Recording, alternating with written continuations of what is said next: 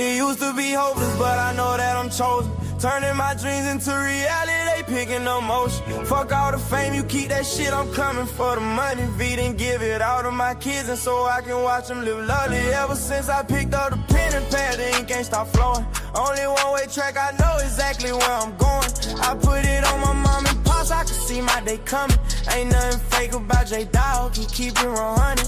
I'm really on my grind now, turning nothing to something. I put it all out on the table, and you know I ain't bluffing. I tell you right now, big dog, I ain't really the one, cause I don't tote this gun just to tote it for fun. It truly is a blessing just for me to be alive, cause I couldn't even really count the times that I really almost died. All the nights this grown man cried, contemplating suicide. My heavenly father kept me here, he knew it was my time. I got unfinished business and my intentions is to win and keep my head up on the swivel. Boy, you never catch me slipping. Used to be on them drugs, now this music my addiction. I'm on a higher level now, I can't begin to describe how I'm feeling. I had to change everything up, didn't like how I was living. If I was to get locked up one more time, I'd be facing 10 years in prison. But I'm about to go all in with this, man. Yeah. This J-DAWG music official. Gen 5 Glock 19 on me when I'm toting that pistol. And I know I ain't gon' miss you, I got to switch with the titties. Ain't nothing about getting my way now, boy. I know all y'all see me coming. I'm about to dig down deep in the tank and be for the hustle. I'm about to come out swinging so hard, I bet all feathers get rough.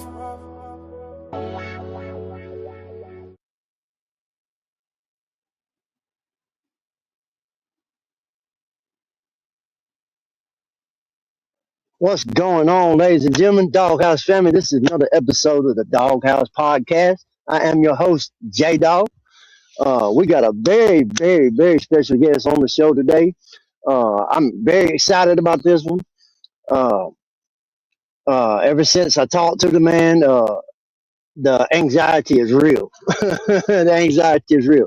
Before we start anything, let's see who all's up in the house. Lord Lou, what's up? Twisted Music, what's going on, sir? Stoner, what's up, big guy? So, as you can see from the title, we're going to have Riding Dirty Radio in the house tonight. Vic XL, Spank's supposed to be on here too. I don't know if he's going to be here or not. I know Vic is. I'm about to send him the link right now. I watch this dude all the time. He took a break from the show. Now he's back doing the show again. And I'm ready for it, man. I'm excited for it, man. He's doing two different shows. He's doing Riding Righteous and then his regular show. What's up, Big Red? But yeah, I'm glad he's got his show back on because I watch it religiously. And if I don't watch it live, I catch the replay all the time. Just to give a little bit of information and some statistic numbers.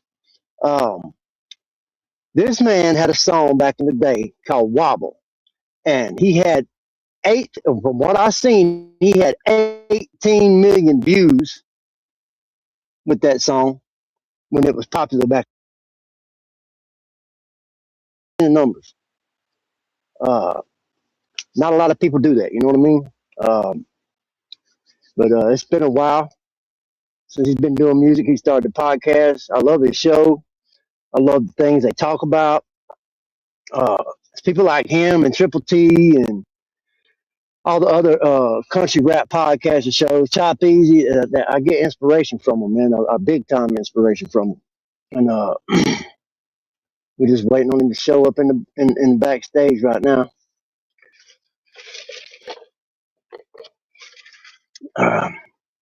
In the future, I'd like to do some collaboration videos with him.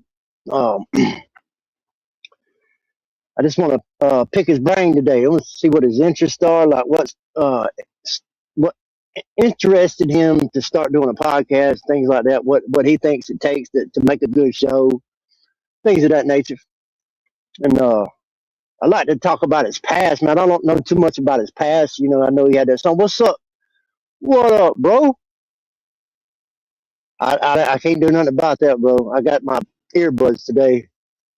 I don't know what happened to my studio headphones. But We're gonna make it do what it do, baby. Yeah, hit the like and share.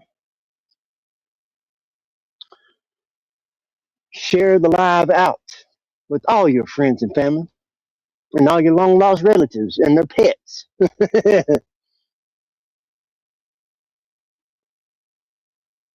I don't know. I don't know, bro. Not sure. I might not have come across the show, but then I don't know. Country rap news back in the day. I don't know. I don't remember seeing the lady. I guess I caught it after that, or when I started watching it, she wasn't on there. Whoever it was, so I'm not sure, bro. But this is off subject. But did y'all hear where Donald Trump said he's running for a fourth term, y'all? That's crazy. That's wild word, bro. And I don't know if don't get me wrong, man. I love Trump. I like what he does, but I just don't know if he's the right man for the job, man. I starting to hear a lot of negative things about him. I don't know if they're true. He's trolling. I don't know.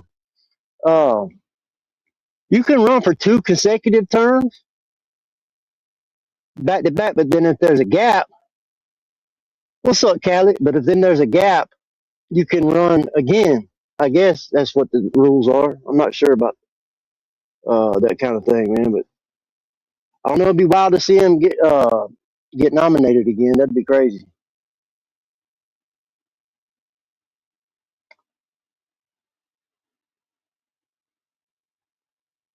Well, JC, he's not my co-host anymore. He took a step back. He's wanting to do other things, and I respect that.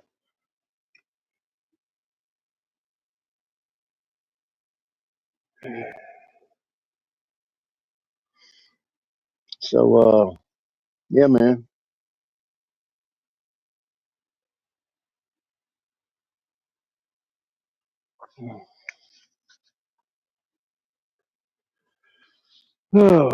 But we went and put some work in today. We put some work in yesterday. I do all kind of different things, man. One day I'm a welder. Next day I'm a metal fabricator. Next day I'm a plumber. Next day I'm an HVAC guy. Next day I'm a landscaper. Next day I'm a tree service guy doing arborist work. I guess that's what you call them, an arborist. And ladies and gentlemen, without further ado, the man of the hour. Yeah, I'm so excited for this, man. The anxiety is real. Mr. Riding Dirty Radio, Big XL is in the building. What up? What up? What up? What up? What up? What's up, bro? How you doing, man? Man, I cannot complain, man. Enjoying this amazing Sunday. It's a beautiful, Yes, beautiful sir. day in Georgia. Yeah. Yeah, we had you from Georgia. Okay, okay. Yeah, we had a little bit of rain today up my way. I was blessed enough with a chance to get out and do some work to make some money, so I was excited for that. But welcome to the show, man. I'm excited for this. I've been excited ever since you agreed to come on here, man. I just want to get to know you a little bit more and pick your brain about being a podcast host. And like I like to talk about your past, man. The Wobble song you had back in the day, man. 18 million views, bro. That's wild work, man. Okay, That's let, crazy. let me before Spank even come on. Let me. So a lot of people get Wobble miss. There's a misconception about me and Wobble. Okay, I discovered and managed the artist. I am not the actual Okay. artist. A lot of people, Oh, but, but, I basically, he used to cut my hair. He was my barber, and okay. I discovered him. He made amazing music. I'm 100% part of his story. I just didn't create the record. Everywhere the record has went, I'm part of that. Matter of fact, I have the actual. Oops, I haven't even put it on the Okay. wall. This is the actual. This is the actual plaque for five. What would this? This one we hit 5 million. This is the Wow, this is the plaque. that's amazing. Yeah. So, but a I'm lot of people gonna Spanks in the backstage. I'm gonna bring him up, bro. bang on up. Spank, what's up, bro? Hey, y'all, what's up? What up, How brother? you doing, man? Glad to have you I'm on the good, show, man. bro. Not, yeah, I'm man. I'm sorry. I've I'm been. driving. I just got out of work, It's so all I'm good. trying. Vic wanted me to jump in, so I'm in. I was listening to you talking about Vic. That ain't VIC, fam. That's a different I Vic. know. I That's a know. different Vic, bro. Well, I'm glad I know now. You know what I mean? Um, It's not. yeah. You're not the first person. You're not the first person. It's a running joke. Yes, it's funny though. It's funny. But Yeah. But but but for him, but yeah. for the record, I was there from day one all the way up until the legacy of the record today. But I didn't perform it. But because his name is VIC and my name is Vic, and I don't know, a lot of people when we used to be on tour, people actually thought I was his dad. Oh but shit. but also, as you know, and that's a very important part of my journey and Spank's journey.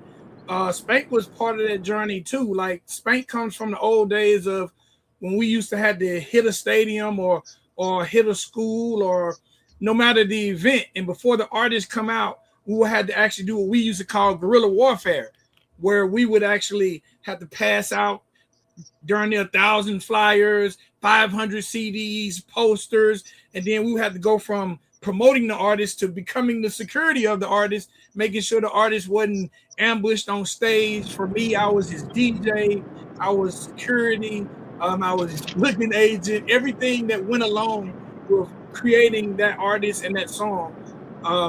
I was part of, and Spank was part of. We've been blessed to have an amazing ride in this music industry. Okay. That's awesome though that you was a part of that though, man. That song had a lot of views, man. A lot of views. A lot of views. But I'm And I glad y'all made are a lot here, of man. money. I made a Yeah, oh lot of yeah, money. yeah, oh yeah, yeah. So, did you ever make music yourself, or was you just a DJ or a producer, or how did that go about? When it comes to music making, that would be Spank. Spank made music. Okay, okay, okay. Spank was So, a Spank, Spank go was ahead. a I'm sorry. Spank was a rapper slash producer slash DJ. In all honesty, one of the legendary stories about Spank to this day, at least to me, do you remember the song "Gangsta's Paradise" by Coolio? Yes, Oh my sir. God, we gonna bring that up on the podcast? So, Yeah, let's do it. God. Let's do it. so the first time I ever heard that concept, I ever heard that beat, it was by Spank. And some years later, it sells a gazillion million records. Yeah, Wow, that's yeah. crazy, bro. Number one song in So the world. you produced that beat? No, I didn't produce the beat. I produced the original concept, and I was working out of the same studio as the producer or one of the engineers that was doing Gangsta's Paradise. It was out of Columbia, South Carolina, and Wow. I know they stole my concept because I had it at least a year before any of them had it or whatever they were trying to do with Coolio and his project. And then 6 months, or no, about 6 to 7 weeks later, I hear Coolio's concept on the radio, and I approached the engineer at the studio, and he's like, "You know nothing about it, you know." But I'm like, "Bro, it's a coincidence that we're both sampling the same Stevie Wonder song. We're splicing it up the same way, the same type of hook. I got somebody else to sing it that was locally in Griffin, Georgia, the same way that old dude sang it. Like, I mean, come on, you can't tell me that y'all didn't steal my stuff. But I mean, it is what it is. But anybody that heard the original, and this I'm talking about years before Coolio's came out, know where the concept came from. And these are local Yeah. people that were in the Griffin, Central Georgia area. But that was my song. Number one song in the world, but that was my song. Okay. That's cool, man. I know I love. See, this is what I love about doing shows, man. That I've never done a show with. Like you've learned stuff that you didn't know, man. That's awesome. Yeah. I make music myself, bro. I make beats and I play guitar and drums and all that good stuff. I just ain't never put nothing out yet. But I'm I'm very seriously thinking about doing it, man, because I can't let my talent go to waste, you know. Well, you ain't, Um, you So ain't getting no younger. Go on and do it. yeah, yeah, I'm 44. Yeah, I ain't getting no younger. You're right. so So when did you J-Dawg, I'm start? So 54. when? Oh I'm wow. 54 and I'm still making music. I got over 100,000 Yeah, songs yeah. created. Oh wow, wow. Yeah, That's that's a lot, yeah. man. um, so what Vic? What inspired you to want to start doing a podcast, man? You just the love of music, or if you want me to be 100% honest, my podcast journey. So I originally done radio here in Atlanta for over 18 years. I had a show called Riding Dirty. It was on WRFG 89.3 FM Atlanta. The station is still here in Atlanta. Um, I done that show for like 15, 18 years. I'm not even sure. Once I got to 12 years, I stopped counting. So after doing that show from 2 a.m. to 6 a.m. Tuesday night and Thursday nights, um, I met my wife, and I was pretty much winding down my managerial career. Like I wasn't going to manage artists anymore, so I wasn't going to be on the road. And I met my wife, and I got a job offer for this company, paying me an amount of money I've never made on a job before. So I was like, you know what? I'm getting older. Um, this I want to. I don't want to. I had came from a failed marriage. My first marriage didn't work, so I was like, you know what? This time when I get married, I'm going to dedicate myself more to my wife as opposed to the music. So after doing radio for all those years, I resigned. I resigned 30 days before my marriage. I accepted the job. My job was going to be a supervisor position at this company. It was going to be at night, so I wouldn't be able to do 2 a.m. to 6 a.m. I took the job, and I got married, and I immediately started missing radio. And my wife said, why don't you just do it from home?" And that's actually what made, because I've interviewed damn near half the artists that came out of Atlanta or independent artists really on the South. If you came through Atlanta, Facts. you came through my radio show. But Facts. okay? my wife was like, you should just do it from home. And it was a company, I'm not even sure if they still are online, but it was called Blog Talk Radio. And I started doing interviews laying on the side of the bed, just laying down. I started doing interviews. So really, my wife is what kind of inspired me to come to YouTube, do podcasts, and that type of thing. Even though I was doing I was doing my radio show on FM radio, and I was doing podcasts from the radio station. My wife is what made me come to YouTube. Well, shout out to But her. true, I mean, Shout but out to her. let me interject. Vic was doing podcasts before podcast was a term. Like he was actually interviewing these artists. The same formula that we're doing on the show. He was doing it already on Riding Dirty FM. What was it, 89.3? Yes, Um, he was doing it anyway. Every Tuesday, Thursday? It was every Thursday. Which one was it? Tuesday nights and Thursday nights.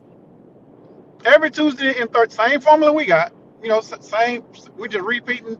We just rinsing and repeating. But he was doing this already before the podcast term was trendy. Same script.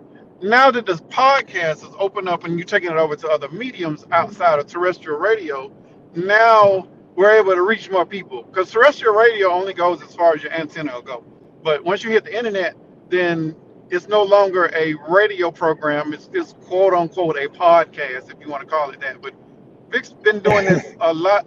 Vic's been doing this at least 25-ish years. And that's me being Okay. generous.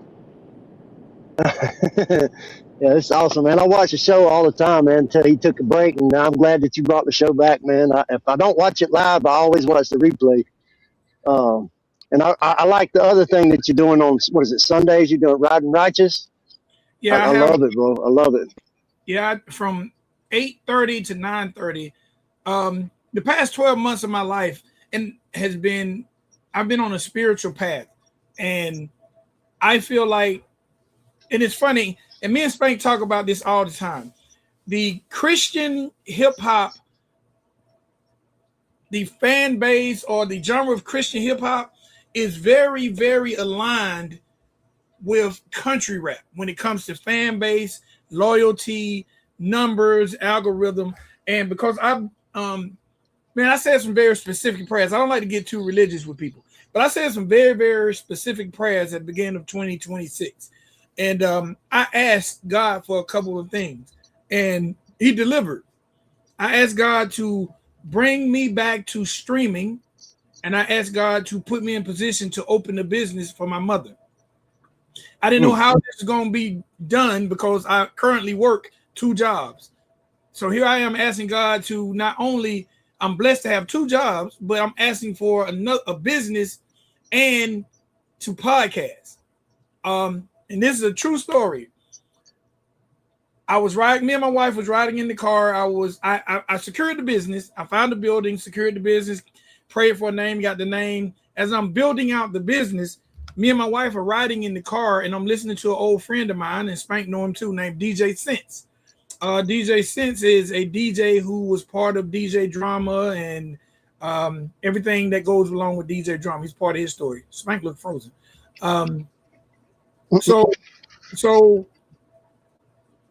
I feel like God said, you're coming back to streaming, but I want you to stream music that uplifts me. And I said, okay, I'm going to do it. And I told my wife, this is what I'm going to do. But ironically, 2 days after that happened, Spank hit me up and we said, let's bring the show back.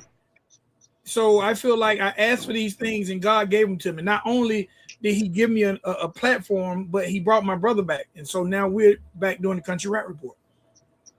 That's awesome, bro. That's awesome. I've been on a spiritual journey too, man. I know you know who Bloodhound is, right? I love. First, let me say this, and I hope somebody clips this. People like to clip bad things. Man, let me tell you something. I love Bloodhound.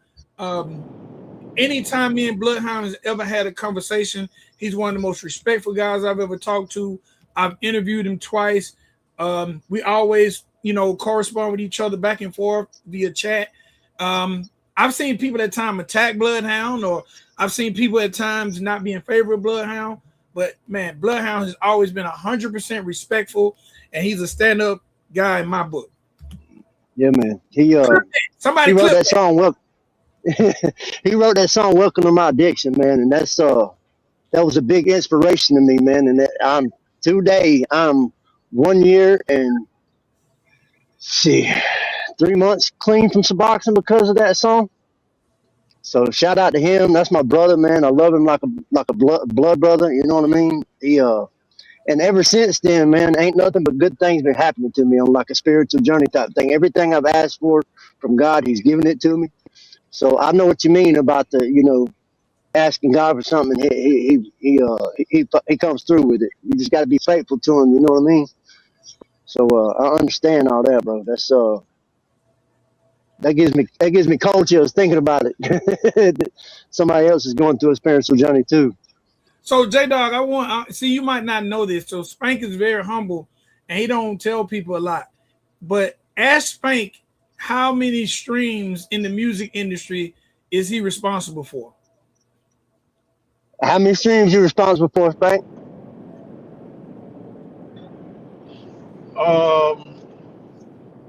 I stopped counting. I can tell you how many plaques I got. I got 45 plaques. I got a 1 diamond plaque. Wow. And I don't know too many people with diamond plaques. And I got about 25 platinums, and the rest are gold. And I stopped counting 2 years ago. So they're probably still accumulating, but I'm no longer keeping track. So when did you start producing music and doing it? When did music become a part of your life? Music has always been a part of my life. My dad was a DJ for a radio station here in Middle Georgia.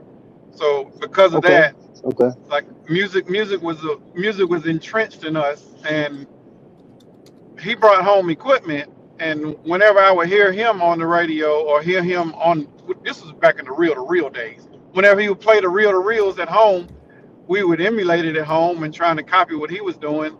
When I'm saying we, is in me and my older brother, who also is a DJ. So he also became an inspiration of mine. So once the music just started trickling down, and my mom was a singer, so it was never not in my DNA to not be in music. It was just a matter of what path that I was going to take. So I started as a rapper, became the best rapper in my city, verified. I started as a producer. I stopped producing once we discovered Homeboy because I felt like, there was somebody I could pass it on to that was in my city, that was better than me, that I was confident that was better than me, that wasn't cheating the system. Went from that to trying to get my music played, and no one would play it, so I became a DJ and I played my own shit. And then after that, I just worked my way into the music industry to being either a runaround or a promoter, and then work my way up from there to just knowing the insides and outs of how the music industry worked, to being a paralegal almost. I'm not verified, didn't go to school for it, but I've negotiated many contracts, gotten people out of several contracts. Like my journey has started from the bottom, literally, as the song says, and I worked my way up to the top, and I've just been there, and I'm pretty trusted in the industry. I don't sugarcoat anything. That's probably one of the main things that you'll hear about me, or if anyone knows of me that of my work. I'm going to tell you what you see on the show is me all the time. I'm unedited. I give it to you raw. If you're doing something stupid music wise, I'm gonna tell you like this is not the best route for you to go. Here's you another alternative. Like a lot of people won't give you your options. They'll just tell you no. But I'll at least present other options for you to, or better paths for you to take, and give you that option, or give you the decision to make. I'm not going to tell you which one is best for you. You're going to have to figure out which one is best for you. And a lot of times, artists they weigh those options on their emotions. They don't weigh those options off of logic and reason and business. And most of the time, that gets them in trouble. And then they end up coming back, and then I have to really consult them. But I'll run my mouth all day and give you free advice. But if I got to do anything, if I have to lift a finger to do something, then I'm charging you for my time, and my time is not cheap. Right. Well, that's amazing, bro. That's amazing that you got on them plaques, and that story sounded amazing, bro. I can't believe you got that many plaques. Man, I can believe it, but that's the biggest accomplishment, man. That's a big accomplishment. It is for those that want to put them up, or I'm not about that anymore. I'm on a completely different trajectory, even especially now with AI and music. Like I don't even care anymore. And one of my closest friends is DJ Chose, or Norman North, or whatever name you want to call him in the music industry. He and I talk, a couple times a week. But he's established. He's dropping albums today, as a matter of fact, or no, he might be dropping soon. But he's an established musician. Most people be like, you know him, and I'm like, yeah, that's my dog. He calls me OG. But we just have casual conversations about life, not about the music, because neither one of us care about that. We care about, musicians are people too. That's what I'm trying to say. We don't have to, all of the other stuff, that limelight and all of that starstruck, I could care less. And I'm like that when I walk in a room with executives. Like, I don't give a damn who you are. Like, if we're gonna talk about business, we're gonna talk about business. If we're gonna talk about life, we're gonna talk about life, and we're gonna be fair. But the moment we start making it a pissing contest, you're not gonna do that with me, because I don't care. Right. Yeah, man. So J-DAWG, real quick, can I acknowledge somebody? Yeah, man. Man, shout out to Captain Kurt. I've seen a lot. Captain Kurt is my brother. Man, I remember a few years back, Captain Kirk reached out to me when we were doing the Country Rap Report. And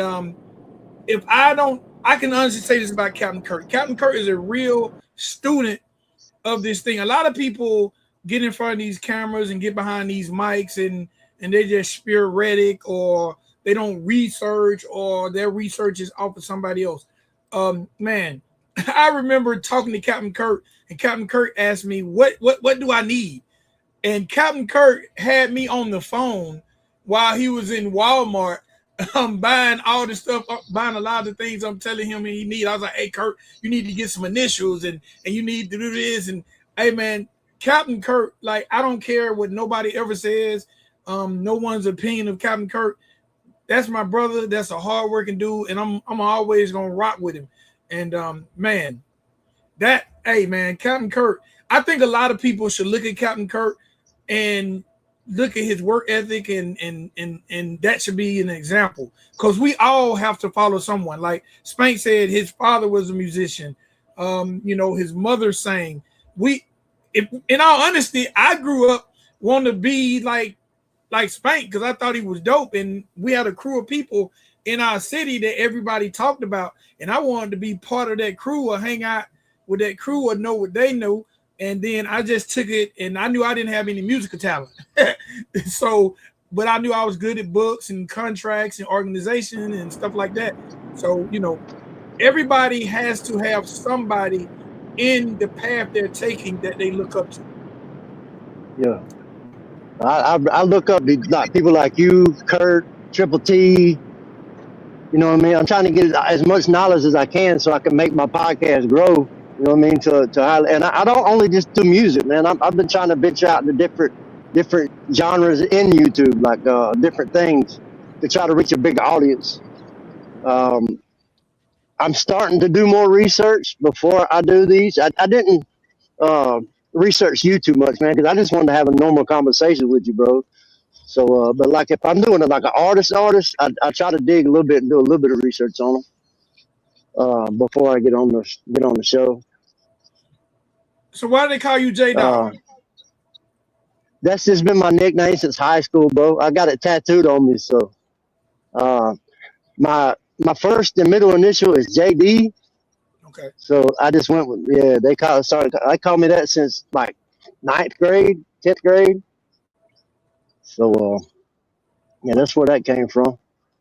So I want to ask you, J-DAWG, I like when I talk to people because I'm an interviewer by nature and I interrupt a lot. Okay. So I apologize. Oh, you good? You good, bro? It's all good. It's all good, man.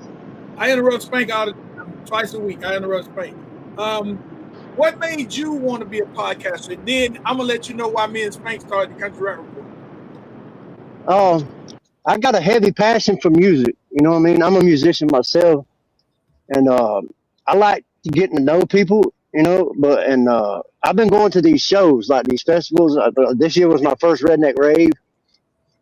Being at that event just put a bigger fire up under me. You know what I mean? Like meeting these artists, getting information from them and knowledge from them. That's the main reason why I wanted to start doing it. That, and I got 3 teenage boys, and I'm trying to get to a point to where I can change their life. If I can make this thing grow and get myself out there with music and start making music myself. So it's a combination of 2 things: changing my kids' life and getting knowledge from the artist. Okay. So let me tell you why. Let me tell you why me and Spank, because a lot of people don't even know why me and Spank started the Country Rap Report. I already know it. Spank completely know.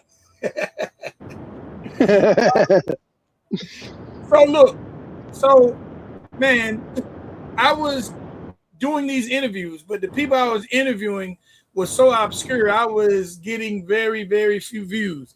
So I used to talk to Spank, and Spank, let me tell you, Spank gave me the most important piece of advice I can give any content creator. Spank gave me this advice.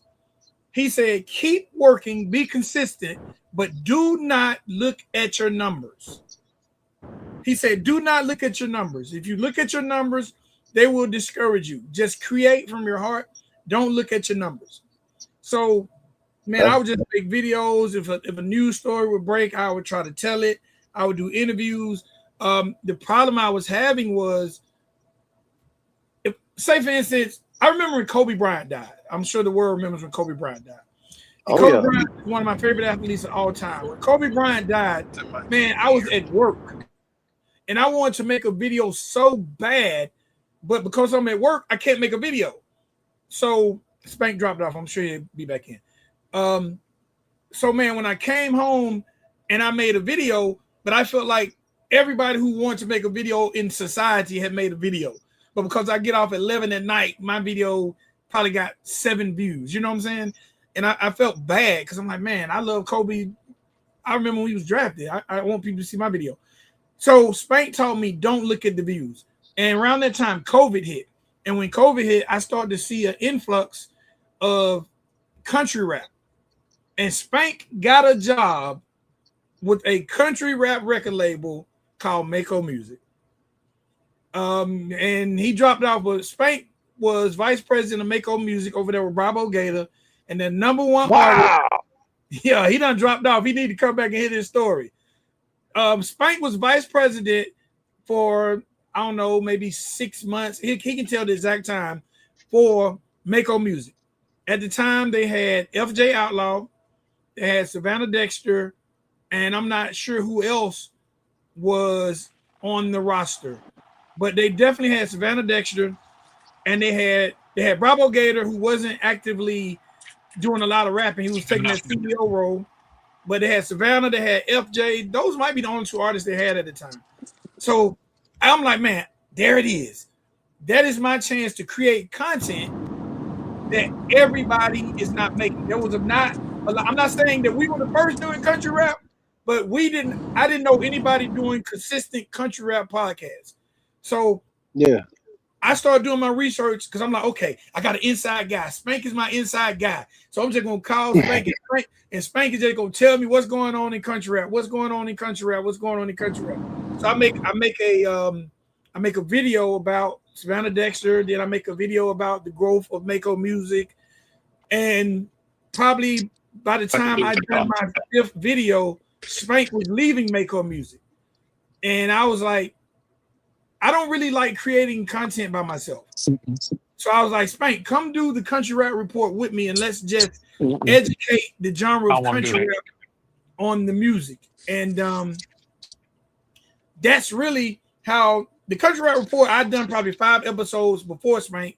And then Spank came along and we just started critiquing the records.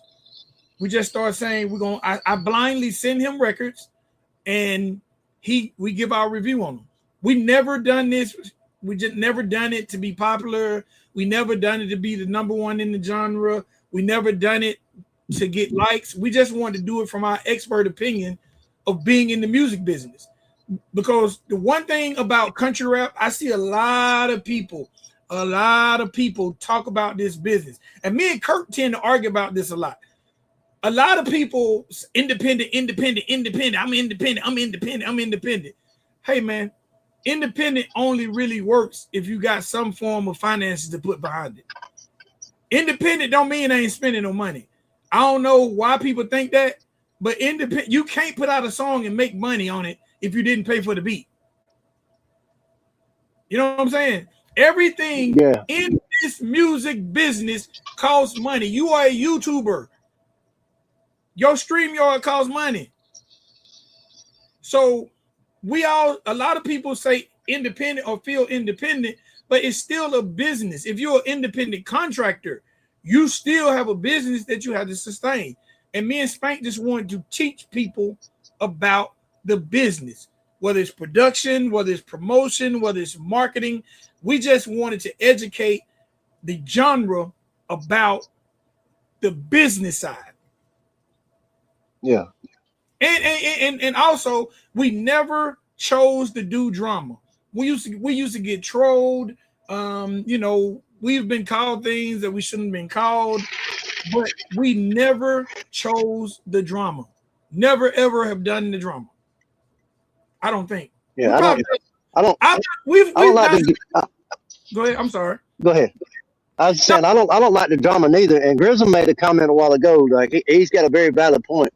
I think the drama, and there's nothing wrong with doing news like country rap news.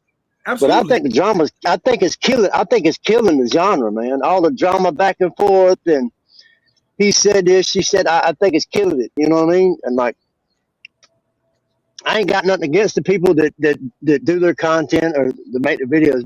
I think it's killing the genre, man. That's just my opinion. I'm gonna be honest. I don't think it's killing the the genre, but I do think it's crippling the genre because Yes. there are artists who are like 501 Bryce. I love that kid. Like Yeah. I haven't seen his name in no drama. And my mind just went blank. But this is the thing about the drama. And I'm gonna say this. This is the thing about the drama. If you want instant gratification, if you want to be noticed really, really quick, create drama. But let me tell you what happens. Let me tell you what happens after that. After you create that drama and all eyes are on you, you have two choices. You have to either produce good music, produce good content, or you're gonna be left in the past. It's like a one hit. I'm sure you've heard of a one hit wonder, or a one trick pony. But what do you do when there's no drama? What do you do when you have to stand on your talent? That's the one thing I'll say. I've done radio for over 15 years, FM radio. I have done marketing promotions, shows in the city of Atlanta, shows throughout the Georgia region. Like clubs used to call me to come do open mics, do shows, host. Man, I would not be able to do any of that stuff, bro, because I'm in my 50s also. I've been doing this stuff since I was 19. Wow. I would not have been able to do any of this stuff if I was out here creating drama. Bro, ain't nobody ever touched me, beat me up. Like, you can come to Atlanta and ask artists like T.I., Young Jeezy. You can ask these artists about Vic, and they're going to say, it's cool. Because even in country rap, you might not agree with what I say, but I'm never going to disrespect you. For what? Why would I have to disrespect whatever choice you make in life?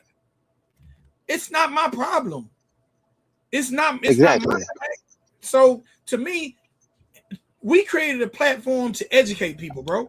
Like, you don't have to educate nobody on no drama. Everybody know how to create mess. I don't know a person on earth who don't know how to create mess. Right. But, bro, but my passion is helping people.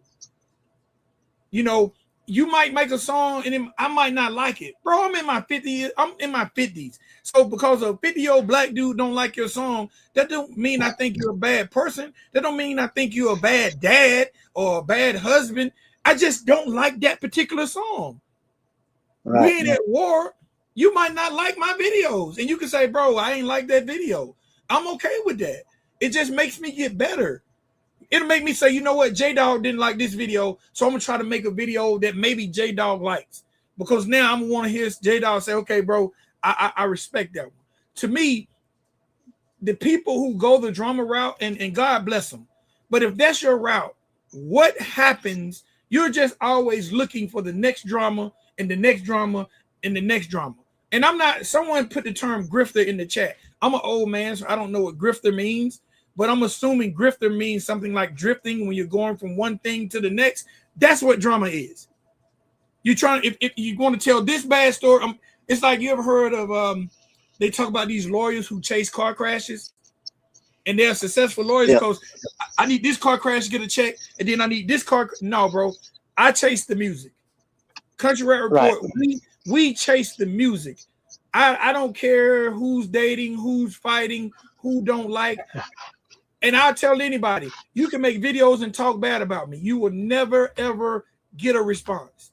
Never get a response. Before I take my camera and make a video responding to negativity, I'll take my camera and say, God loves you.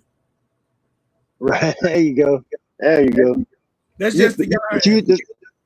But the fact you said you like helping people, man, that's one of my biggest phrases over here on this channel, man. I say it every show. It's my slogan. I'm trying to turn it into a movement and get merch made with the stuff saying it. In a world full of hate, we got a hashtag help each other win. And I say that on every show, bro. Every show. The world is filled with too much hate, too much negativity, man. I want to see everybody win. I want to see everybody happy. And I'm here for the music, bro. I'm here for the music, the networking, meeting good people, good music. That's what I'm here for. So yeah, but Hey, they you're got, in South Carolina. yes, sir. Yes, sir. How close you to Hilton Head? Uh, about 3.5, 4 hours. Okay, I'm in the upstate of South Carolina, up near the mountains. okay, okay. I'm gonna be in Hilton Head in 2 weeks. Oh shit, really? What you got going on Mhm. down there? You going on vacation? I'm coming to celebrate my birthday. Oh, that's a good place to celebrate it. It's beautiful down there, man. It's beautiful. I just we went to Charleston a couple of weeks ago. So Okay, Edisto Island. I celebrated my wife's birthday down there. congratulations, Yeah, congratulations. man.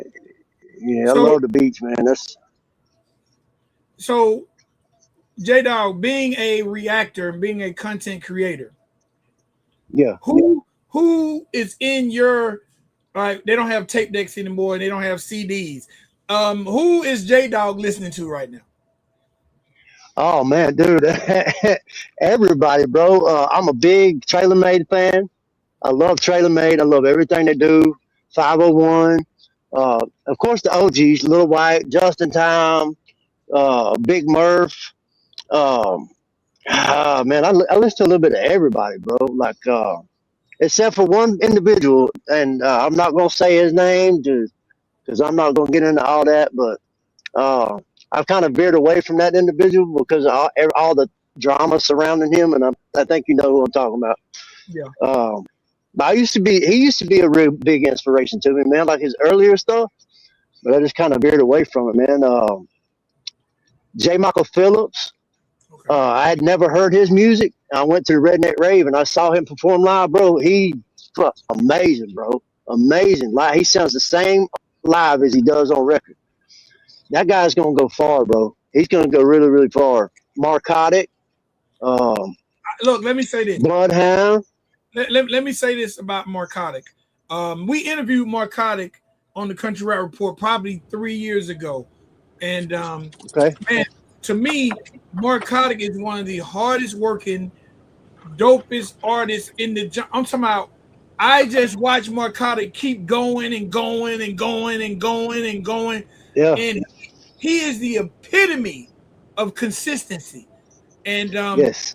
I want to see Marcotic at the top of this genre because he is consistent and he's grinding and he only gets better. Like man, Hey. I have a lot. I don't even know if Marcotic know I feel this way about him, but I have a large amount of yes, sir. I got one right over there. I have a large amount. I have a I large got on the amount. shirt too. Yes, sir. Salute to Marcotic, man. I want Marcotic to win. Yeah, man. I love his music, bro. I interviewed him too, and he just done that mobile home bash, right? Mhm. So when I was interviewing, he said you need to come to the bash, and I was like, yeah, I mean, I'd like to do that, but I just don't think my finances are gonna allow me to do that at this moment in time. He said, well, if you can get a way down here, I'll give you a ticket, bro. He ended up giving me a media pass to come to the bash. He gave my 3 kids a pass to get in. So I got a lot of love for Marcotic, man. He's a good dude.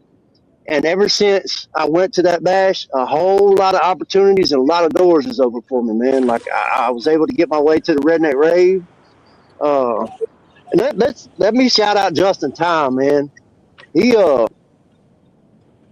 he struck a gold mine with this Redneck Rave, man. Like he brings a lot of people together.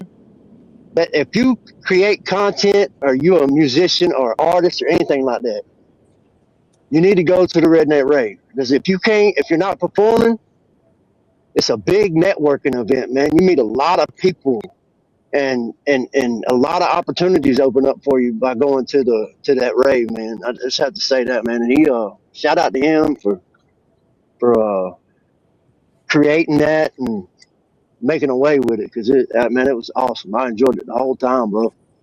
I was actually able to get on the stage and do some videographer work for an artist because his cameraman didn't show up. Okay. So I was able to get on the stage and shoot some video, man. That was awesome. That was awesome. So So Spank, Yo, you cut out and I was telling the story of Country Rap Report and how it started and how I had done. I thought you were my cheat code into the genre, and I was telling J-DAWG, explain your positioning with Mako and how that started, how I tried to sneak in the genre.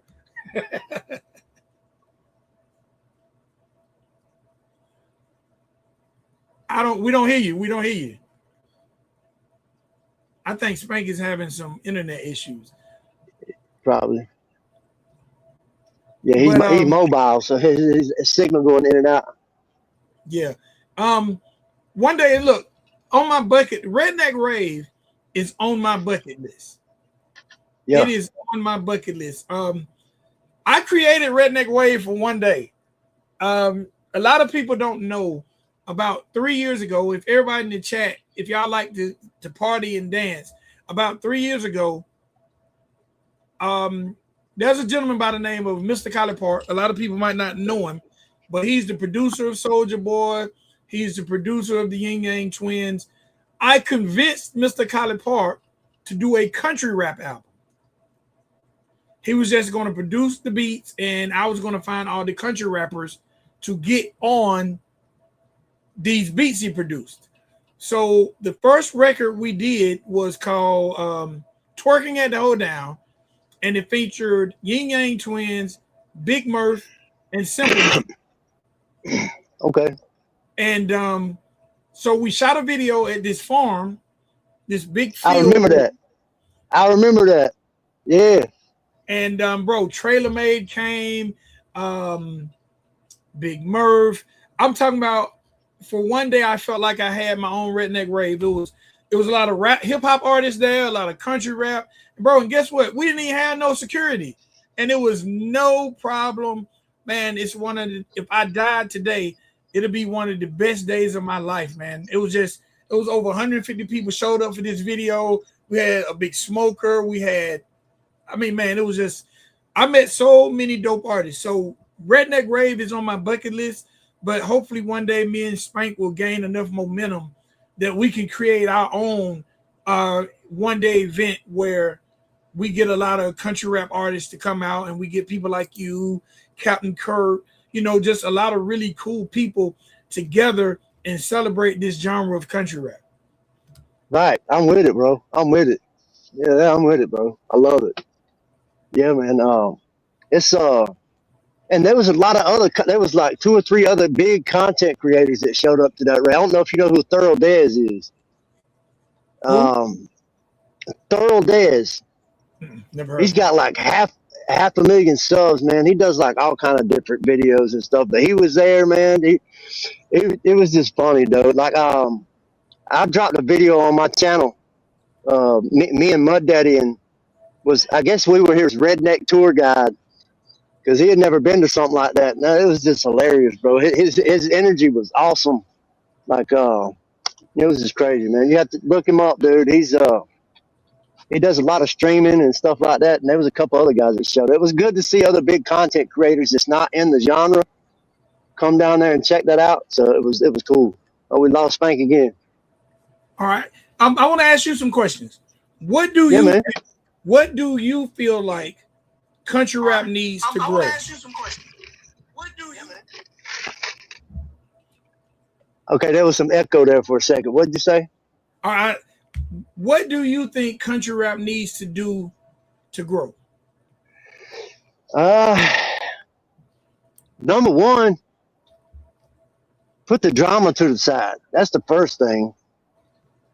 This is music, bro. And I know, like with hip hop history, like beef and drama, that's a part of it. But this genre needs more unity, man. And it's been turned upside down for a little while because of one certain artist. But I think everybody needs to stop talking about that and move forward. It's getting stagnant because that's all everybody always talks about is that side of what's going on with that. There for a minute, man, I thought that at Adam Calhoun and dude was gonna, make amends, and I think that would have been awesome if that would have happened for the good. because those were for a long time. Those were the two main powerhouses in the genre. Um, I would like to see Jelly Roll. I know he'll never leave what he's got going on now, but I would love to see him come back and maybe do it like a big collaboration album with everybody. I think Yep. that would help the genre. Yep. Just more unity, man. More unity and drama free is what I think it needs. And I would say a lot of the artists, try to help some of the up and coming artists, but they already do that anyway. Justin Tom does it a lot with the Redneck Rave. So yeah, the more unity and less drama. I agree with that. I agree with that. Spank, can you hear us? Can y'all hear me now? Yes, sir. Yeah, we can Awesome. hear you now. I done got dropped 5 or 6 times. I'm pulled over. I'm parked. I'm annoyed. I want to continue to be annoyed. Okay, so where were you at with me? I apologize. I apologize, fellas. Oh, you good, man. No need to apologize. No, I was talking about the creation of the Country Route Report, um, Right? the mission of the Country Route Report, and how I tried to sneak in the genre on your back as vice president of Mako Music. Well, you didn't sneak in there. It was more like you had inside information, and we were both really just trying. We already knew about country rap before that, of course, but to have somebody on the inside, that's a different thing. And I don't know if y'all heard me before I got cut out the first time. I got into country rap for this side on the business side because of Zach Spade. Zach sent me Savannah That's Dexter's who. I'm what sorry. was it? Big Trucks. Sent me that record. He sent me that record because he knew I had ties to music industry people. And at the time I was working with Blueprint Group. This is Jill Scott's manager, Lil Wayne's manager, the Roots manager. I was like at that time I was working with them, and I presented them. I said, check out this girl rapping. It's a white girl too, and she's showing a little booty, but you got some other people there that's rapping. And they're like, oh, okay, this is what's happening over there. I was like, yeah, apparently, because we remember the days of um, I ain't gonna call no names, but the rapping wasn't good. But the rapping had it elevated to a point to where we got this finished product. You got a white girl who's polished rapping, and you got these dudes who are polished rapping, and it's not that typical hillbilly, hick hop as they called it. It wasn't that. So I jumped in feet first. I was like, okay, this is something I want to pursue, and I presented Savannah and Gator, and then I introduced Gator to the vice chairman of Warner Brothers and a couple other, high up people, and we were supposed to get a deal. That was the whole concept. A deal was coming, and because a deal was coming, I went down to Florida to go down there and observe, the makings of Mako and the building up of Savannah Dexter's career. The deal never came. But while I was there, I was able to observe all of the Makos and how things were working, how things were supposed to work in country rap, what the current climate was. Because the deal didn't come because there was other people that were supposed to be attached to it, not because Gator and Savannah wasn't doing what they were supposed to do. That list was at least 10 people, and it was supposed to have been a $5 to $20 million deal. It was supposed to last 5 to 10 years. It was supposed to go through Warner and then Warner Nashville or something like that. It was a bunch of other stuff. I don't know if it was fluff. I don't know if they were just blowing wind or blowing smoke, or I don't know if they weren't really serious about the genre. My guess is they weren't really serious about the genre because at the time, you know, there were some other things that was coming out in the news where some other people that were using the N word and they were country and rapping. And I think it was around the time when Morgan Wallen had his country flag, and there was some other that flag has always been. And keep in mind, the Blueprint Group are all black managers. So for them to see this and be like, oh, this is something I'm supposed to be endorsing and I'm supposed to push it up the ladder, it's not something that you could easily push through a whole room of executives that don't believe the same principles as some of the other people who are waving that flag. You know, we know the history, and everybody got their own ideologies and their own beliefs, et cetera, et cetera. But racism, religion, and a whole bunch of other isms that are out there, when people start bringing those things up, money get pulled off the table real quick.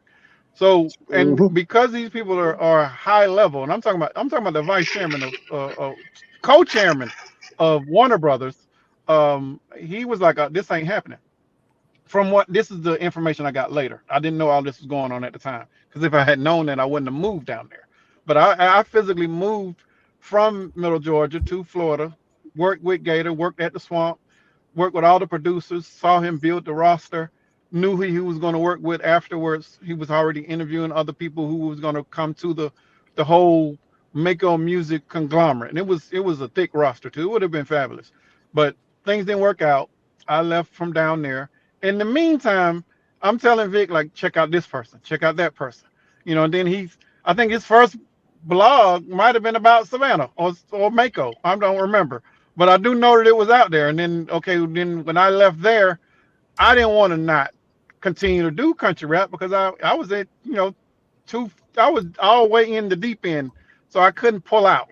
So he was like, "Hey, let's do a podcast." I was like, I don't. It didn't take a lot of swaying me to do it, because I knew that the culture was what hip hop was when I grew up, and when he and I both were growing up. It was a new experience. It was real life. It was true to the culture, and I'm talking about the culture. You got five parameters. You got rap. There wasn't any dancing, but you still got your DJs that was out there. You got producers. You got the whole art and the culture side of it. Like, all of that was still there. So because we felt like this might be the moment that this genre finally goes from not being just underground, but being something that will be popular amongst the masses, this would be a great time to get in, because the only media that we saw was some dude that was pretty much blogging about church every day. And I was like, this ain't media. This is just somebody. This is a fanboy. I ain't trying to be no fanboy. And I don't even remember the dude's name, but I remember I used to watch it every single day. And like, you ain't got nothing else to talk about. There's a Dylan hundred Talk. different rappers out here. Dylan Dylan, Talk. Dylan talk. Yes, I was like, bro, what are you doing? Yeah, So I remember him. eventually, we was like, let's do it. So, and then we got in it, and the main thing that we did was, like, we encourage other people like yourself. If you want to do this and you want to talk about the culture, do it. There's nothing preventing you from doing it, as long as you come in with whatever viewpoint or whatever, um I would call it your brand. Let that be you. Like, if his was going to be talking about church every day, fine. I wasn't going to trip on that, but don't act like it's church news when it's church gossip. I'm not, I don't care about that. Call it for what it is. And Dylan Talks wasn't really Dylan Talks. It was more like church said, or church did this. And I'm not interested in that. Yeah. But other people came out. Other people started doing. Captain Kirk started when we after we got started. I think about 4 or 5 others started, or got their feet wet and started doing media. Our biggest thing was, media has to be present for a genre to grow. You can't if there aren't any media foundations, and the media can be all kinds. It can be reviews, it could be reactions, it could be all of that, but it still has to come from different angles, because one-sided media isn't real media. That's just you persuading, or you're pretty much a paid influencer at that point. We weren't trying to be that. We never took payments on that side. Um we never charged for any of the exposure that we were trying to do. None of that was on the roster, because we felt like the genre had to grow the way that we knew that hip hop grew. And you grow that from being personable and giving yourself and making yourself available to the people that want to know who you are and what you do. And that came from every artist. And I didn't care what level artist it was. Everybody in the genre is still an independent, because it's a subgenre of major hip hop, and there is no radio. Because you don't have a radio outlet, the media is your outlet. um, because you can't go and pay a consultant to promote your record, or pay a promoter to give you some spins. That's payola. Don't erase that.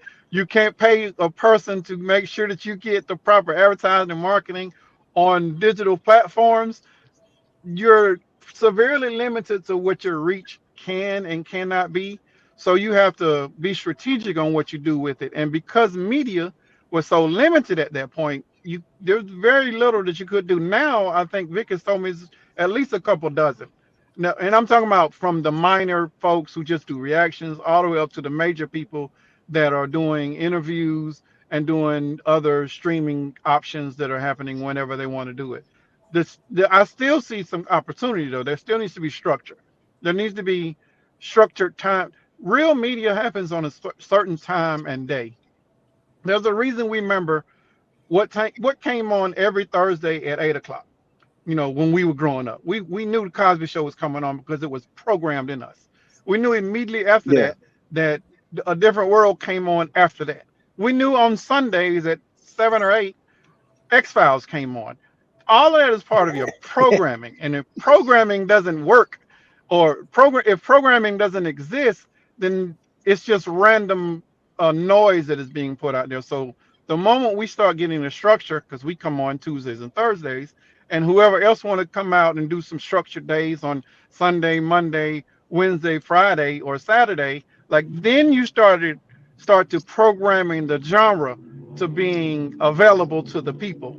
Like now once the structure is in place and people can tune in on certain days, then after that, then you start getting to the niche programming on those days. So like I'm not saying that we can or cannot be the only people that comes on Tuesday and Thursday, but you know what time we come on.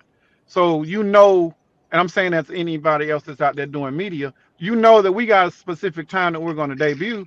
I would probably recommend that you don't debut on that same time if you want to talk about the same thing.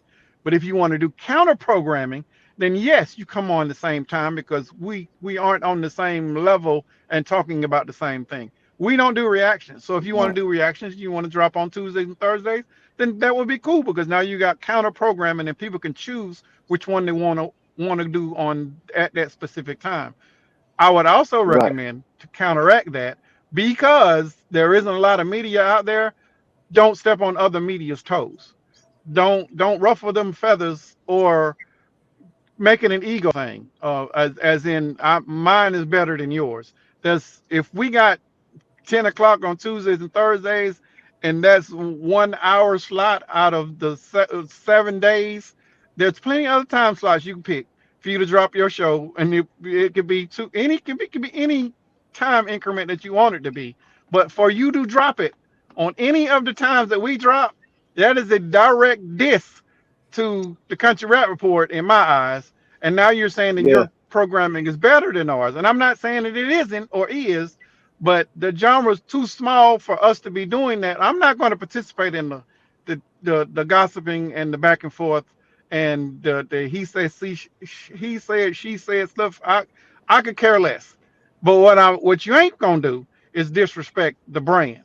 Now there might be Right. an inbox that somebody might get immediately after that. Like, why are you dropping on the same time we got when there's you know 23 other hours that you could have chose, but you chose the one time that we want to drop? Explain that, and then based on that reply that I do get, then that might be a positive situation, or it might be some instant beef, and we're gonna be beefing the rest of our lives because I take some of that stuff personal. That part right there, if and I'm and me and Vic hadn't talked about this at all, but I sincerely believe the genre right now is at a really toxic place. And it's how can I say this and be as political as possible? The stigma that is put on the genre by the entire genre, everybody outside of the genre, the stigma that this is what country rap is about, the stuff that's going on right now, we are exemplifying that in a negative way. We are the Yeah. we are the example of why they don't want to fuck with us, as they say, because I'm talking about they as in the industry, and I'm talking about the major labels and or the distributors, and even some publishers. We can't survive without that money. We can't grow without them looking in and experimenting. There's people that have come and gone and we played with, from Jelly Roll to what's the kid's name? Something G. Kid G. Um, Kid G. Kia G. How can I Yeah, forget that? That's simple. That they play with it on an industry level of what we could do once somebody is found over here in that area. But is it a melting pot or is it a discovery point for the industry? Not with the current climate. The current climate right now is like, I don't even want to deal with this. We got enough stuff over here. We got rappers over here talking about their booty holes brown. And then we got other rappers over here talking about they trying to get out of their deal because their deal is trash, but you signed the deal and you knew the deal was trash when you signed it. You got other rappers, going to jail once a month. Like, the stereotypical already over in rap is what it is. It ain't going nowhere.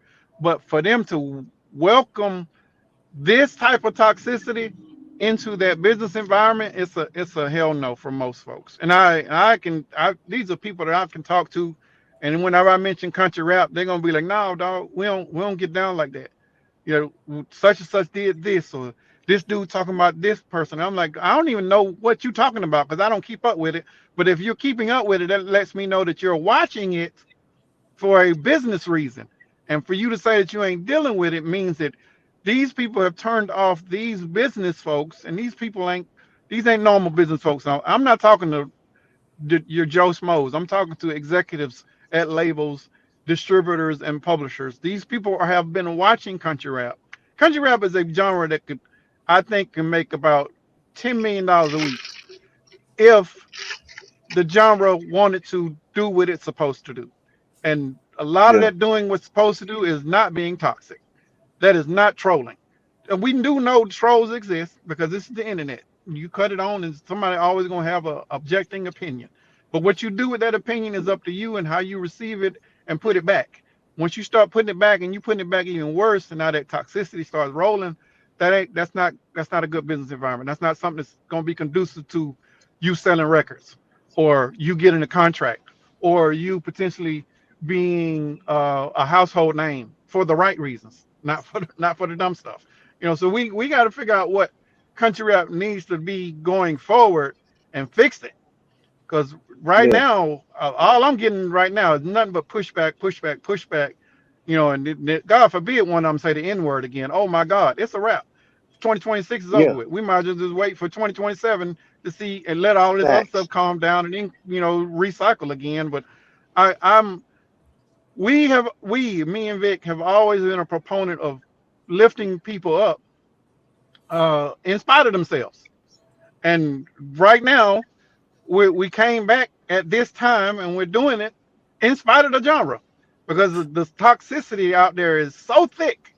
It's so bad. Yes. And me and Vic have had personal conversations. I'm like, bro, the stuff you telling me, somebody needs intervention. They don't need disc records. Somebody needs Yeah. to sit somebody down and have some, counseling sessions, not, grabbing the bar and then going at them. But if this is where we are, it's where we are. I don't want to participate because it's toxic enough, but I'd rather hear bars that got substance, not bars going after somebody, on a personal level. Like I don't. None of that makes sense to me. None of it makes business sense to me. It's not making any dollars and cents to me. So why are we doing it? What are we doing it for? Yeah. We're grown Yeah. folks, grown men and women. We ain't doing this to make money. Then what you doing it for? Help me Yeah. understand it. I got a question for J-Dawg, Yeah. Yeah. What's or up, man? a question for the chat. And this is a question me and Spank have been asking There's a chat. forever. Yes, you can't see the chat. I can't see Nathan, fam. All How right, you so pull up the chat? I don't know. You're on your phone, so I don't know. Yeah. Yeah. What is J-Dawg? This is for you directly, but it's for the chat. Okay. What is your definition of country rap? Oh boy.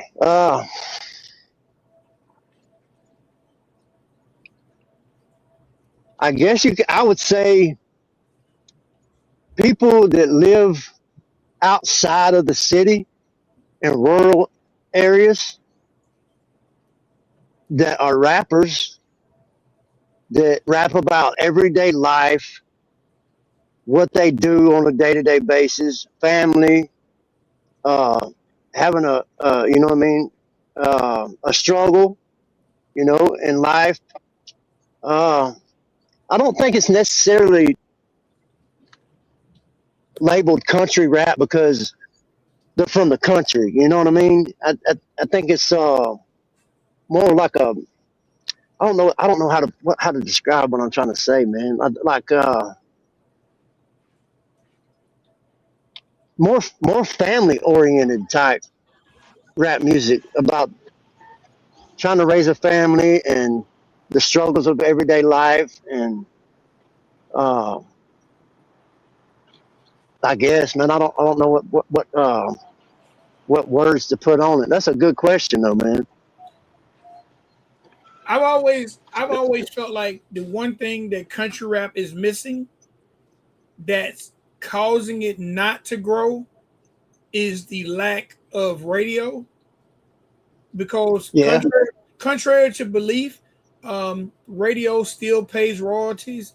There are people who had a one record and they still make a living off radio royalties, and unfortunately, no artist in country rap makes money on radio royalties. But I feel like part of the problem with country rap not having radio is because country rap doesn't truly have a definition. Like, we know what rock is, we know what country music is, but yeah, do we know what country rap is? Because a lot of times I feel like a lot of people, okay, like me, a lot of people look at me and they probably feel like I'm not country. But I'm from a small town called Griffin, Georgia. Um, my grandparents had a 10 building convenience store. Man, I had a tie rim as the basketball goal. Um, there's a lot of, like, I'm country, but a lot of people in country rap probably don't think I'm country because I've never driven a tractor, you know. But see, I, that's a stereotype, man. That's I get tired of hearing that, bro. Like the tractors and the cowboy boots and all that. That's man, that ain't got nothing to do with it, bro. Ain't got nothing to do with it. well, I mean, I've, that's how I feel. I've always viewed country rap to me as a genre of artist who was raised on country music and rap music, and they somehow combined the sounds. Like, Facts, I don't think, facts. like, hip hop, right? Hip hop is not based on where you were from. You know what I'm saying? So I think it's called country rap because here is a guy, a kid who dad was playing Waylon Jennings and Tupac, and you so happen to be in the car. So you grew up on both of those, and then when you started to Yeah, create music, you took the lyricism of a Tupac and the sound sonically of a Waylon Jennings, and you combined it. And facts. and to me, a lot of times, even in country rap, I don't hear that. I think a lot of time country rap is just rap and it's a white dude. You know what I'm Right, saying? And I ain't gonna lie, I tend to, a lot of times if I see a white guy rapping, I'll be like, oh, he's a country rapper. And I shouldn't even do that. But I think sonically, right. I shouldn't do it. I'm telling you, I'm wrong for doing that. Like, I review, Yeah, if I see a white guy come on my timeline, we're gonna review him on the Country Rap Report because I know the fan base and they might appreciate him. But I also, and me and Spank talk about this, one of the reasons I started the Country Rap Report was because I knew a lot of talented white rappers who my community didn't respect. So I wanted to put some respect on those guys' name. You know what I'm saying? yeah, So that was yeah, another thing. Like, I feel like the genre of hip hop don't respect dope white rappers. When I had my radio show, my audience would get upset because I would play Eminem and I'd be like, man, y'all crazy. This guy's one of the dopest guys ever spit on the mic. Nobody cares about his color. So, but I think when it comes to country rap, I think country rap should work on trying to capture radio format. And salute to my dude. I seen somebody put FAFO radio. Salute to my dude, Uncle Dub, for creating that platform. But I'm talking about AM, FM radio, royalty playing radio. Like, yeah, if you don't know what BMI is, if you don't know what CSAC is, if you don't know what ASCAP is, then you don't know the money that radio pays for your music being paid. And again, salute Uncle Dub has did his thing. That's a major platform. But I feel like in order for us to push this music to the forefront, I think we got to start calling radio stations, asking them to play Narcotic, asking them to play this person, asking them to play that person. But also the artist got to be in position by making radio records that are clean, that can be acceptable to the masses. Yeah. All right, man. I'm about to have to shut it down. I got to go get my son from work here in a few minutes. But I appreciate you coming up, bro. I appreciate the knowledge. And that Zach Spade guy that Spank was talking about a while ago, that's the guy that I recorded the content for at the Redneck Rave. I recorded his performance. That's the guy that I recorded. I think that's cool that he knew him. Yeah. Oh yeah, But, Zach Spade. Actually, Zach Spade is one of the people who, when we started Country Rap Report, he was one of the dudes that we was like, we're gonna push this guy. We're gonna push him because Zach Spade is like our little brother. Like he's like Yeah. he's from both of our areas, so we can reach out and touch Zach Spade. But bro, I know Spank's not on. I think he's still fighting with his internet. Man, I'm humbled and blessed and appreciate the opportunity for you having us on. Man, chat, I love you guys. I hope everybody in this chat have a safe, blessed, and prosperous week, no matter what you're doing. May the blessings of God, may God take the blessing cup, turn the cup over, and tap the bottom. I want everybody in this chat to receive all God blessings, man. I love you guys.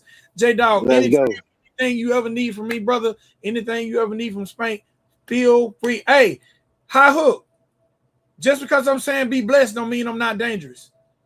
Hey, bro, I'm gonna hit you on Messenger. I'm gonna send you my actual phone number, bro. I'd like to have a conversation with you off this internet, bro. Absolutely. If you could. Okay, bro. All right. Y'all, Big XL, bro. Big XL, riding dirty radio in the doghouse tonight. I appreciate you coming up. I appreciate Spank, man. It's been a blessing having you up here. Like you said, it's reciprocated, man. I love the knowledge. I love having dope conversations like this, man, to get to know people better and get people's other opinion on everything. And I appreciate you, man. You have a good night, bro. You too, brother. All right. I appreciate you. Have a good night. There you go, ladies and gentlemen.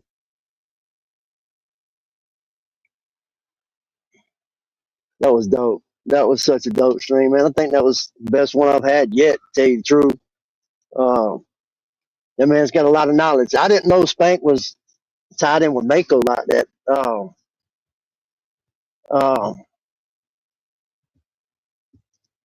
Yeah, I want to have some conversations with them guys off camera, off the internet. I appreciate y'all coming in here and hanging out and sticking with me the whole time. Y'all, if y'all have not done so, if there's anybody new in here, go to my channel, click subscribe, like and comment, and go to the Doghouse Podcast playlist and click play. And it'll give you a lot of entertainment. I've got 40 or 41 streams that I've put up and uploaded. Y'all have a good night. Y'all know what time it is, don't you? In a world full of hate, what we got to do, y'all? Hashtag help each other win. Hashtag stay strapped. Keep protection for you and your family at all times. And hashtag count your blessings because tomorrow is never promised. And as always, always, always, what do? Tell a friend to tell a friend to tell all their friends and long lost relatives to come to at J-DAWG 420 Life and Reacts. Like, comment, and subscribe. Peace, love, and chicken grease. Deuces, I'm out. I'm going to play a song. When that song ends, the stream will end. Y'all have a good night. Have a blessed night. And like Vic said, y'all have a blessed week. I hope everything that you're asking for this week comes to you in good graces. I love y'all. Y'all have a good night.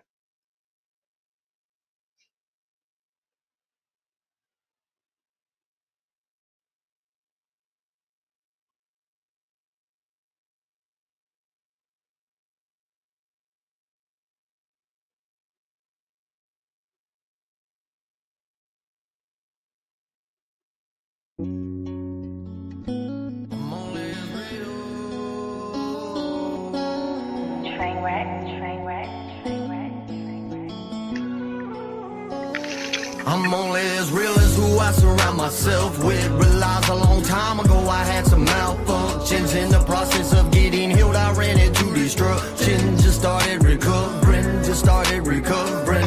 I'm only as real as who I surround myself with. Realized a long time ago I had some malfunctions. In the process of getting healed, I ran into destruction. Just started recovering, just started recovering. What's that you say? Oh, these are a couple of crosses for the ones that's passed away.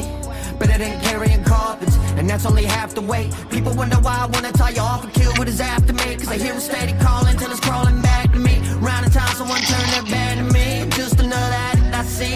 Actually, you don't know the half. Back when you were living on a budget, I done a whole lot of dope and a whole bunch of dumb shit. Even keep those down with my cousins. Miss them dudes, it's once for you and I'll never say nothing. Never think that I'm better than you. Place I was raised in all day on a cruise. Remember, be humble, never be rude. Offer what you can, never show it off. Wolves around you try to take your food. Watch a circle wherever you go. Ain't how big it is, how you feel it. Learn to calculate every move. Took a whole lot to understand me, now I made improvements. Found some real folks to hold me down when my days are gloomy. I hope I save me a room. You know my drugs for this dude. There's a whole lot of guns at the government. Let me play with them too. I'm only as real as who I surround myself with. Realized a long time ago I had some malfunctions. In the process of getting healed, I ran into destruction. Just started recovering, just started recovering. I'm only as real as who I surround myself with. Realized a long time ago I had some malfunctions. In the process of getting healed, I ran into destruction. Just started recovering, just started recovering. Yeah, so tired of the bullshit. Always had it kinda rough cause I never was a cool kid. Using dope as a toolkit. Man, I'm only as real as the people I fool with. Man, we all got problems, but it's all up to you what you do when it's solved. But mine, I came up from the bottom to get what you wanted. You had to be stealing and robbing. Finally using my noggin. I kept hustling but got smart with it. Gave up the dope before I got caught with it. Got on the mic and I talk my shit. I be going through the most, got a lot to vent. I got a little but I still got a lot to get. The wallet still full of air and a lot of lint. I don't own shit, still got a spot I rent, but I'm working. Yeah, finally feeling like I got a purpose. Used to think that I was worthless. Life was a circus. Everything came to the surface. The shit was controlling me. I let all that shit get a hold of me. Thinking how cold could I really grow to be? The motherfucker judging without knowing me. The shit would really get old to me. So I left. I don't do much but stay to myself. I'ma keep it real to the day of my death. Till I take my very last breath. If you really wanna, gotta get out there and get it, bro. Fail 50 times, you gotta hit it with 50 more. You don't even know. You might get them at 54. You the only one that's in control. I'm only as real as who I surround myself with. Realized a long time ago I had some malfunctions. In the process of getting healed, I ran into destruction. Just started recovering, just started recovering. I'm only as real as who I surround myself with. Realized a long time ago I had some malfunctions. In the process of getting healed, I ran into destruction. Just started recovering, just started recovering.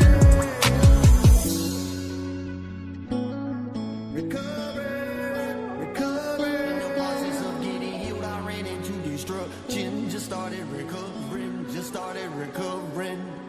Recovering, recovering.